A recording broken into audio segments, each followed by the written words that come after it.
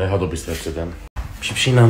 Αυτή είναι η γατούλα που σώσαμε πριν από ένα μήνα περίπου. Όταν ήταν μεγάλη καταιγίδα στο Ντουμπάι, είχε αρρωστήσει πάρα πολύ, είχε πληγωθεί, πατούσε του το μάτι, δεν έβλεπε και ήταν τον τελευταίο μήνα στην κλινική. Πάω χθες, την παίρνω, μου λένε όλα καλά. Τα γιατρέψαμε όλα. Περιμένανε ότι θα τον αφήσω κατευθείαν να ανοίξει το κλουβί και θα τον αφήσω να τρέξει να φύγει έξω στο δρόμο. Εγώ όμως τον πήρα μέσα στο σπίτι, τον έβαλα μέσα στο δωμάτιο της καμαριέρας που το έχω σαν μικρή αποθήκη για να δω πώς αντιδράσει, πώς είναι. Φαίνονταν και φιλικός κιόλας. Και βλέπω να συνεχίζει η μύτη του να τρέχει, δεν βγαίνει από το κλουβί για να φάει με το ζόρι βγήκε. Και είναι κυριολεκτικά μαγκωμένος εκεί μέσα στο κλουβί, κάθεται όλη μέρα από χθες το βράδυ. Μου κάνει πολύ μεγάλη εντύπωση.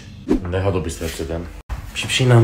Αυτή είναι η γατούλα που σώσαμε πριν από ένα μήνα περίπου. Όταν ήταν μεγάλη καταιγίδα στο Ντουμπάι, είχε αρρωστήσει πάρα πολύ, είχε πληγωθεί, πατούσε του το μάτι, δεν έβλεπε και ήταν τον τελευταίο μήνα στην κλινική. Πάω χθες, την παίρνω, μου λένε όλα καλά. Τα γιατρέψαμε όλα. Περιμένανε ότι θα τον αφήσω κατευθείαν να ανοίξει το κλουβί και θα τον αφήσω να τρέξει να φύγει έξω στο δρόμο. Εγώ όμως τον πήρα μέσα στο σπίτι, τον έβαλα μέσα στο δωμάτιο της καμαριέρας που το έχω σαν μικρή αποθήκη για να δω πώς αντιδράσει, πώς είναι. Φαίνονταν και φιλικός κιόλας. Και βλέπω να συνεχίζει η μύτη του να τρέχει, δεν βγαίνει από το κλουβί για να φάει με το ζόρι βγήκε. Και είναι κυριολεκτικά μαγκωμένος εκεί μέσα στο κλουβί, κάθεται όλη μέρα από χθες το βράδυ. Μου κάνει πολύ μεγάλη εντύπωση.